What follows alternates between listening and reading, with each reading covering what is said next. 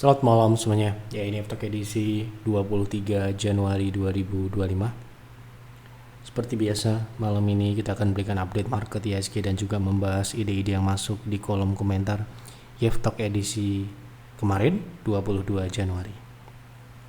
Ada cukup banyak yang masuk. Terima kasih untuk Bapak Ibu yang sudah memberikan ide, konsultasi di kolom komentar. Nanti kita coba untuk bahas satu persatu sesuai dengan permintaan dan sesuai dengan kemampuan saya.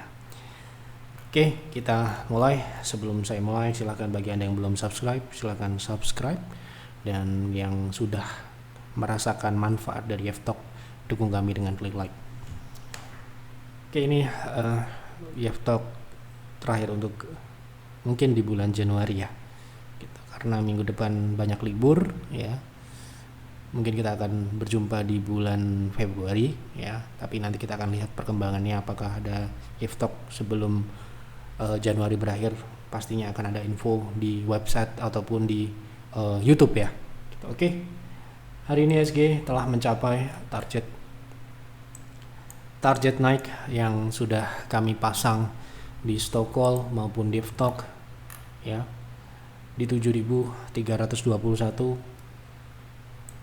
Hari ini IHSG sempat naik di atas 7.324, meleset sedikit ya, sedikit saja ya. Setelah tercapai ya terjadilah penurunan karena memang target minggu ini sudah tercapai. Kemudian idealnya ya sesuai dengan apa yang tergambar di stock call dua edisi terakhir ini ya, kemungkinan IHSG akan mengalami koreksi minor ya sebelum melanjutkan pengujian downtrend line ya di 7.120 ya, di bawah 7.200. Itu koreksi minor ya, sebelum itu proses ya. Itu misalkan kita lihat dari wave minor, itu adalah wave kedua atau wave koreksi. Sementara target kami di on stock call sudah tercapai, jadi belum perlu kita update ya. Oke, kita lanjut ke pembahasan saham yang pertama. Oke. Pak, apakah emiten PANI bisa kena hukum gara-gara pagar laut? Ya, mungkin Anda bisa bertanya kepada ahli hukum ya. Saya kan bukan ahli hukum ya. Gitu. Jadi ya selama itu adalah sebuah perusahaan yang berada di negara ini ya, apabila dia melanggar hukum di negara ini ya bisa saja kena resiko hukum gitu ya. Nah, kita harus lihat perkembangannya nanti. Yang jelas terkait HGB ya kan, hak guna bangunan ini yang kalau tidak salah cacat prosedur itu bisa ada beberapa resiko ya. Tetapi Anda mungkin lebih baik bertanya ke ahli hukum karena saya bukan ahli hukum. Kita akan coba semampu kami ya. Kemungkinan akan ada pembatalan sertifikat itu pertama kemungkinan besar terjadi. Kemudian apabila ada sengketa ya dalam hal ini ada pihak yang dirugikan kemudian menuntut ya, ini bisa melanjutkan ke proses gugatan hukum tentunya. Dan ini tentu saja akan melalui banyak proses ya. Kemudian ada risiko lain ya, apabila ini cacat prosedur kemudian diikuti disebabkan oleh unsur pidana seperti pemalsuan ya, kemudian penyalahgunaan wewenang ya, kemudian ada korupsi di situ, tentu saja ada pidana ya. Itu seharusnya seperti itu ya, tapi mungkin lebih jelasnya nanti bisa dikonsultasikan ke ahli hukum yang lebih berkompeten ya dalam menjawab. Kemudian yang jelas apabila ini sudah terkait dengan investasi ya bisa berakibat rugi gitu ya, yang pihak yang berinvestasi di situ tentunya ya, dalam hal ini ya investor gitu ya. Nah, karena di sini juga ada pelanggaran hukum, kemungkinan ya bisa terjadi ya namanya negara hukum ya, seharusnya hukum itu tetap ada untuk siapapun tanpa pandang bulu ya. Tapi nanti kita akan lihat perkembangannya. Saya tidak berhak untuk menilai ini melanggar atau tidak karena itu bukan wewenang saya untuk menentukan. Tetapi kalau namanya sebuah individu maupun perusahaan itu melanggar sebuah hukum, tentunya sudah pasti akan ada risiko hukum ya di situ. Kira-kira seperti itu jawaban saya, semoga dapat sedikit memberikan tambahan. Ada risiko-risiko yang tadi mungkin saya sebutkan, mungkin ada yang mengerti hukum dan mengerti kasus ini bisa menambahkan di kolom komentar ya. Oke. Malam Pak Yap, terima kasih arahan saham PANI. Saya berhasil keluar kemarin pas naik di 14.000. Mohon arahan untuk CBDK. Rencana mau swing aja. Apakah sudah bisa bisa dianalisa Pak? Ya, terima kasih ya Pak. Oke. PANI sekarang sudah turun di berapa? Sudah kena target apa belum ya? Gitu ya. Oh, belum ya, masih di 11.000 ya. Oke, selamat buat yang sudah keluar ya. Jadi ini kemungkinan masih akan melanjutkan penurunan ke target turunnya. Anda bisa temukan di insight kami ya, di yefadvisor.com ya. Anda bisa temukan terkait target price untuk PANI ya. Di sini ya, sudah kami bahas kemarin ya, sudah kami share di Yeftalk juga. Anda bisa cari untuk target PANI sendiri di berapa gitu ya. Ini targetnya Anda bisa klik di sini ya. Nah ini ya. Kemudian kalau Anda mau nonton Yeftalk penjelasan saya terkait PANI, Anda bisa masuk ke Telegram. Kemudian tinggal ketik saja PANI gitu ya, Anda akan keluar pembahasannya ini ya. Yeftalk edisi 21 Januari ya. Ini kita bahas terkait PANI ini ya, saham nomor 3 ya gitu. Jadi tidak perlu saya ulangi. Untuk CBDK, nah ini kan saham baru ya, belum tentu kita bisa analisa ya. Kita kalau belum bisa ya gitu. Nah kita lihat di daily ini belum ada indikator ya, jadi untuk daily ini belum bisa dibaca, dan kemungkinan pun kita menggunakan time frame yang lebih kecil pun, misalkan H4 juga belum ada. Jadi yang bisa saya sampaikan di Yeftalk ini mungkin sedikit ya, mungkin lemah ya sifatnya itu, karena memang indikator sendiri belum ada gitu ya, dan kemungkinan besar ya ini tidak bisa direkomendasikan ya. Untuk target turun saat ini sudah tercapai di 7.550 ini, tetapi sepertinya karena tekanan jual masih berlanjut, ada kemungkinan untuk lanjut turun ya, menutup gap-gap di bawah ya, misalkan di 6.400 sampai dengan 5.125 ya. Tapi ini sifatnya lemah ya, karena memang sahamnya ini belum bisa terutama ya saya ya, nggak bisa menganalisa saham baru IPO yang memang belum ada indikatornya ya. Oke, seperti itu potensi untuk kelanjutan dari pergerakan CBDK. Silakan dianalisa lagi, atau mungkin yang di luar sana bisa menganalisa saham IPO mungkin bisa bertanya ke sana ya. Kalau saya sendiri memang tidak bisa menganalisa saham yang baru IPO dan di teknikalnya belum ada indikator, tentu saja tidak bisa kita bahas secara mungkin lebih proper ya, tidak proper lah kita bahas, ataupun mungkin lemah ya output dari analisanya. Oke. Malam Pak Yap, sehat selalu. Mau tanya apakah Bayu layak invest atau lebih cocok untuk swing trade? Bisa masuk di harga berapa? Terima kasih Pak Yap, salam sukses. Oke, kita akan cek layak invest atau tidak gitu ya. Kalau tidak layak invest berarti ya bisa ditradingkan ya, bisa tentunya ya. Oke, kita lihat di fundamentalnya terlebih dahulu sesuai dengan SOP investasi. Hal pertama yang kita harus lakukan adalah melihat fundamentalnya ya. Kalau kita berinvestasi tentu saja kita akan melihat pertumbuhannya ya. Pertumbuhannya ini cukup baik ya. Secara pertumbuhan cukup baik, dan kemungkinan ini masih berlanjut di tahun 2024-2025 ya. Secara pertumbuhan masih berlanjut. Kemudian masalahnya adalah di profitabilitas ya, kemungkinan di bawah 5%.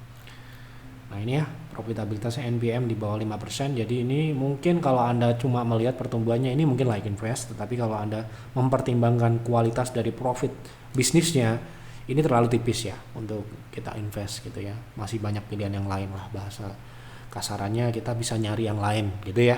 Kalau untuk saat ini dengan margin segini, saya merasa Anda tidak akan sulit untuk menemukan yang lebih baik ya. Pertumbuhannya ada, profitnya bagus, tebal ya, nah, dan faktor-faktor yang lainnya. Sementara ini dia tidak lolos di profitabilitas. Oke, untuk trading, pergerakan saat ini cenderung ke konsolidasi di rentang 1225, itu supportnya dengan resist di 1500, cukup lebar. Bicara ruang gerak, saat ini cenderungnya adalah turun ya. Jadi strategi trading di saham konsolidasi adalah tunggu di support di 1300 sampai dengan base price-nya di 1225 yaitu 9% downside dari harga saat ini gitu ya. Nah, apabila ternyata tidak turun dan breakout, Anda juga bisa tradingkan di 1400 dengan target buy on breakout di 1400 dengan target di 1500, itu sekitar 6% sampai dengan 24% di 1750. Jadi strateginya adalah saat ini wait and see mana yang lebih dulu tercapai.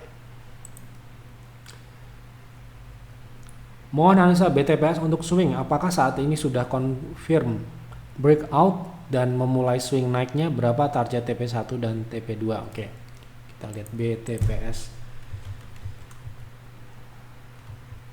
Oke, BTPN syariah ya. Kita akan lihat di daily time frame trading ya, daily tentunya.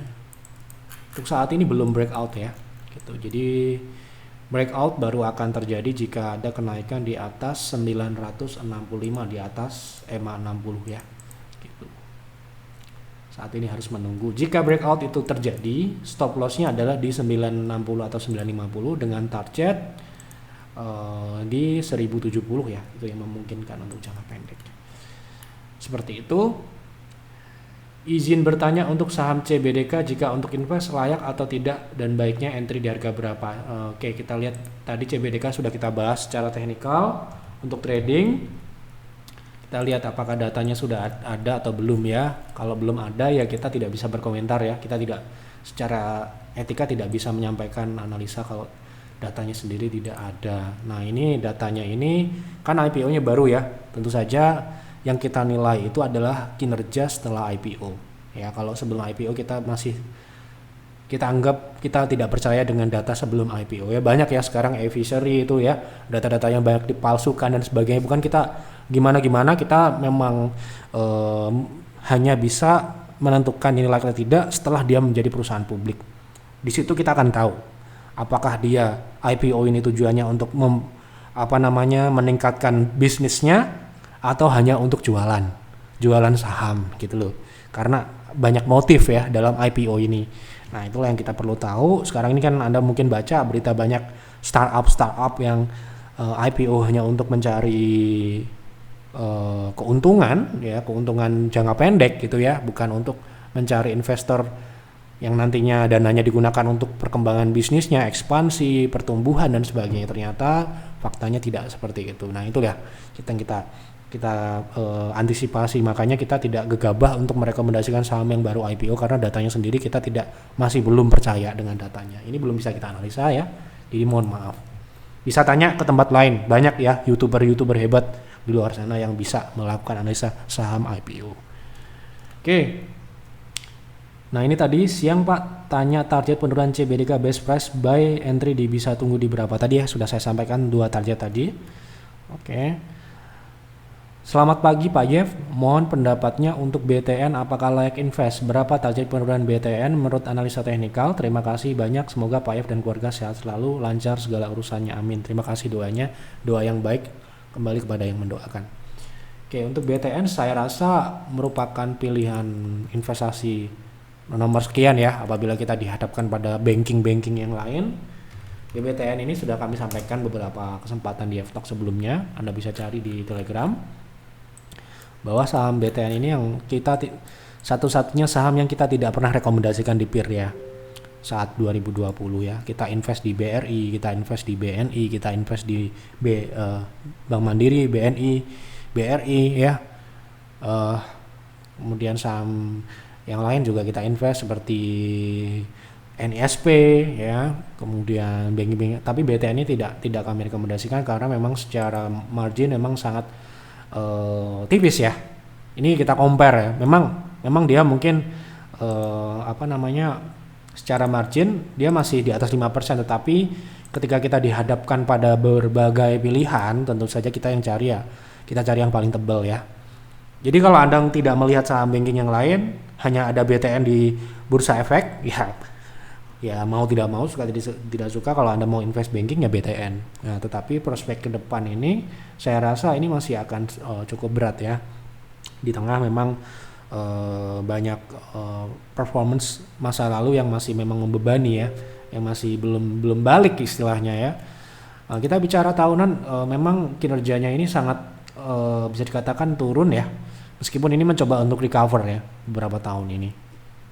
Gitu ya. Ini cukup berat ya dibandingkan dengan emiten yang lain. Saya rasa saat ini banyak opsi-opsi yang masih bisa Anda coba untuk jadikan pilihan gitu ya. Yang terakhir kita CIMB misalkan ya. Kemudian Bank Jatim itu bisa menjadi opsi ya kalau sekarang ini kita misalkan mau cari dividen gitu ya. Nah, bagaimana potensi teknikalnya gitu ya? Potensi teknikalnya saya rasa ini potensi turunnya masih ke bawah ya, mungkin akan mengarah ke level terendah di 2020 yang lalu ya, di 700 atau 690 ini. Jika kita tinjau dari wave terakhir, oke, ini masih downtrend ya, jadi ya potensinya adalah masih turun. Itu bisa untuk terdekat bisa di 940, jadi potensinya ke bawah 1000 ya untuk saat ini. Mohon analisa apakah BC sudah bisa masuk kembali untuk swing trade. Saham ini sudah beberapa bulan sideways. Kira-kira berapa target untuk TP dan TP-nya Pak untuk jangka menengah? Oke. BC ya. Oke, BC internasional jika memang konsolidasinya berjalan dalam waktu jangka panjang ya, targetnya berada di area konsolidasi ya. Apakah sekarang ini untuk swing ya? Untuk swing trade relatif berada di support ya, memang kalau kita view kita jangka pendek ya, karena ini konsolidasinya sifatnya jangka panjang ya. Kita lihat di monthly pun pergerakannya ini konsolidasi jangka panjang. Jadi kalau kita mengacu pada konsolidasi jangka panjang, ini supportnya masih jauh ya di 500-600. Tapi kalau Anda lihat jangka pendek, ini sudah disupport ya, konsolidasi juga untuk jangka pendeknya. Jadi potensi tradingnya itu kita akan lihat menarik atau tidak dari sini ya. Kita nilai dari jangka pendek bukan dari jangka panjang. Oke. Karena kita mau trading jangka pendek ini hanya sekitar 7%. Jadi kalau Anda mau cari profit di atas 10%, kita harus realistis. Ini tidak bisa, kemungkinan kecil untuk dapat ya. Jadi kalau Anda mau cari profit 5%, 6% mungkin bisa dengan stop loss di 1000 ya. Itu 5%-an. Ya, hampir 50-50 ya potensinya. Jadi ya tidak terlalu menarik buat kami ya gitu, untuk trading swing di saham ini. Lanjut ya. Oke, Pak F, kriteria apa yang wajib dimiliki suatu saham yang layak untuk investasi? Tanpa kriteria tersebut sudah pasti tidak layak investasi. Terima kasih Pak F, semoga lekas sembuh. Oke, alhamdulillah ya, sariawannya sudah sedikit mengalami ya pemulihan gitu. Sudah bisa bicara lebih nyaman. Gini ya, kita investasi itu banyak pendekatan ya, banyak strategi yang bisa kita terapkan. Nah, ini tergantung pada tujuan kita. Tujuan kita apa? Mencari capital gain, mencari dividen. Nah, itu ya.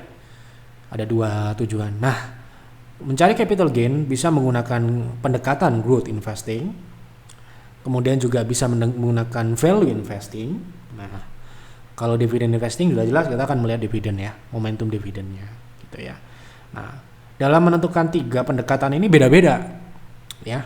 Misalkan growth ya, growth investing. Tentu saja kita akan mencari perusahaan yang growth, tumbuh dari revenue maupun dari labanya atau profitnya. Ya. Kalau tidak tumbuh ya sudah pasti tidak layak investasi. Ya. Kemudian kalau value investing ya, kita akan berinvestasi pada perusahaan ya, strateginya ya, kriterianya ya, dengan valuasi yang rendah secara historis dan juga rendah secara komparatif. Komparatif itu kita bandingkan dengan sejenis, sektor, seindustri. Jika memang value-nya itu jauh jauh di bawah yang lain, teman-teman yang lain, ya mungkin itu masuk dalam kategori murah. Misalkan kita dihadapkan pada pilihan, misalkan pilihan properti rumah lah di lokasi yang sama, di perumahan yang sama, ada yang jual 1,5 M, ada yang jual 1,7 M, ada yang jual 2 M. Tentu saja dengan potensi yang sama, dengan spek yang sama, kita akan memilih yang paling murah 1,5 M. Misalkan seperti itu tuh pendekatan value, tapi itu tidak sesimpel itu sebenarnya. Tentu saja banyak parameter-parameter yang bisa kita gunakan, di mana setiap sektor, setiap industri itu memiliki parameter valuasi yang berbeda-beda, modelingnya berbeda-beda gitu ya. Jadi sangat-sangat kompleks gitu ya. Kemudian dividen. Dividen itu kita harus mencari dividen yang konsisten. Jika dividen itu ada, bukan berarti itu layak untuk dividen ya. Dividen itu ada yang besar sekali, kemudian tiba-tiba kecil sekali. Nah, itu termasuk yang tidak layak buat kami untuk invest. Dividen yang bagus itu tidak besar juga tidak kecil, sedang tapi dia konsisten. Gitu ya. Jadi kalau tidak seperti itu ya tidak layak. Dan cara belinya juga kita harus tentukan. Misalkan kita hanya beli saat terjadi diskon di mana potensi yieldnya di atas rata-rata. Misalkan biasanya kasihnya 7%, kita bisa dapat 8%, 9%, itu baru layak invest. Kalau belum di angka itu tidak layak invest gitu. Itu simpelnya ya. Ya saya rasa saya tidak bisa menjelaskan secara detail karena ini bukan kelas edukasi, tentu saja ya kira-kira kasarannya seperti itu. Anda bisa coba kembangkan ke sekarang ini banyak sekali yang Anda bisa literasi yang Anda bisa gunakan ya. Tolong bahas saham BRPT untuk trading lebih baik entry di harga berapa?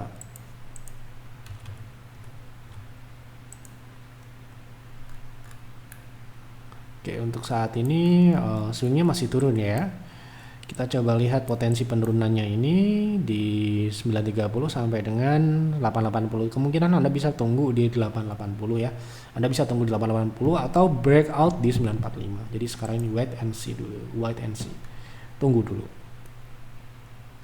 Pak mohon dibahas untuk JIHD untuk swing trade. Kemarin sudah kita bahas ya, JIHD. Kita lihat perkembangannya ya. Oke, sekarang ini masih turun. Kemungkinan akan mengarah ke support ya di 1200 ya. Coba tunggu di area tersebut sampai dengan terjadinya sebuah rebound. Hari ini sepertinya agak-agak jelek penutupannya, setelah naik dibawa turun lagi, itu tandanya ketika ada kenaikan banyak tekanan jual ya, sehingga ada potensi untuk turun lebih jauh. Oke. Tolong bahas saham BRPT, apakah layak buat invest jangka panjang atau tidak? Kalau layak best price-nya di berapa? Tidak layak ya, sudah pernah kita bahas juga untuk BRPT. Secara fundamental ya, kita lihat belum ada perubahannya sepertinya ya.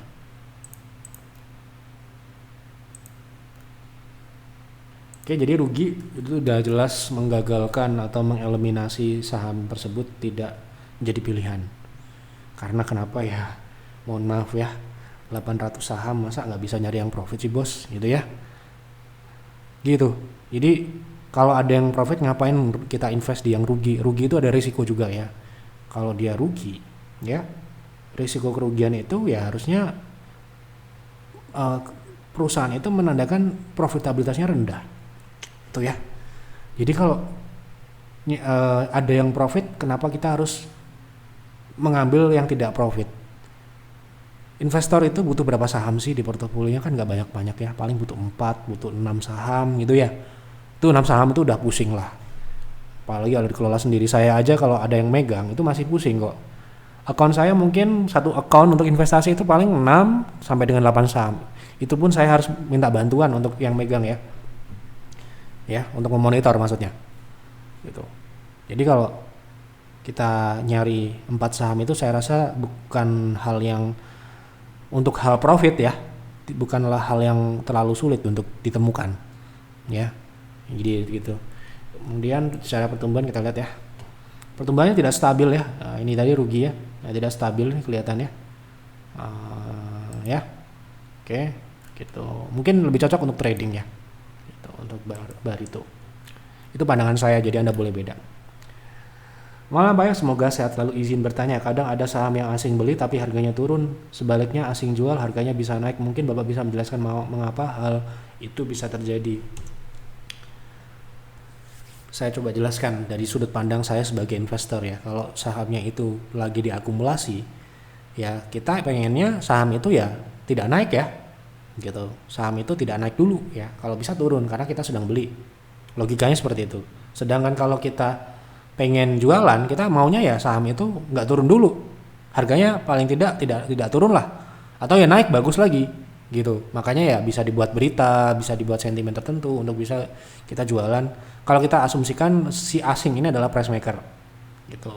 Tetapi ya mohon maaf ya, kita dalam hal trading ya, karena ini tanyanya harga turun dan naik, saya asumsikan ini pertanyaan trading ya. Kami sendiri tidak pernah menggunakan patokan sebagai jual ataupun beli ya, posisi asing ini. karena kita tidak menggunakan banarmologi. Itu satu. Kedua, kita tidak menggunakan pendekatan itu disebabkan oleh kita tidak mengetahui plan mereka seperti apa. Apakah memang sama dengan seperti kita atau tidak. Misalkan ya mereka pengen beli itu tujuannya untuk mengelabui, misalkan untuk mengelabui agar meningkatkan pandangan publik ataupun retail dalam hal ini, untuk mereka dapat keluar, oh asing masih beli berarti kita ikut belilah, padahal sebenarnya tidak gitu, tidak seperti itu. Nah kita nggak tahu ya plan mereka seperti apa, makanya ya kita akan lebih condong melakukan pendekatan-pendekatan teknikal yang lain ya, teknikal mengukur berapa potensi pergerakannya, mengukur berapa potensi risikonya, seperti itu ya. Jadi kalau Anda bertanya terkait banarmologi, mohon maaf kami kemungkinan ya jawabnya seperti itu karena kami sendiri tidak menggunakannya gitu ya. Ya sesuai dengan pengalaman kami saat di sekuritas dulu ya, hal itu bisa dimanipulasi gitu ya. Kita bisa beli pakai broker ini, pakai asing gitu ya. Kemudian kita akan pindahkan ke broker lokal ya kan, yang dilabeli brokernya si retail ya, gitu ya. Saya sendiri sebagai investor kecil-kecilan, kita juga memiliki beberapa account yang kita biasa pindah-pindahkan ya. Misalkan saya beli di BNI ya, BNI Sekuritas ya, kemudian minggu depan saya pindahkan misalkan di MCS ya gitu misalkan. Itu bisa terjadi seperti itu. Sudah saya jelaskan, ada saya lampirkan juga form untuk memindahkan saham ke beda broker ya gitu ya. Jadi seperti itu pandangan saya untuk jawabannya. Saya semoga dapat mencerahkan ya. Makanya kita tidak pernah menggunakan itu atas dasar kita memang pernah menjadi orang sekuritas. Jadi kita mengerti bagaimana mereka melakukan pindah-pindah barang dan sebagainya. Oke, itu kira-kira yang dapat saya jelaskan terkait pertanyaan konsultasi yang ada di kolom komentar. Silahkan tulis kembali di kolom komentar untuk pembahasan di F-Talk selanjutnya. Mungkin di bulan Februari kita bisa kembali mengadakan F-Talk. Apabila Anda ingin berkonsultasi, silahkan chat di Telegram ya. Bagi Anda member Peers, Private Trading Room, Bulls Hunter, silahkan berkonsultasi. Besok kita akan jawab di jam kerja. Itu saja yang dapat kami sampaikan. Mohon maaf apabila ada kekurangan atau kesalahan. Selamat malam dan selamat beristirahat.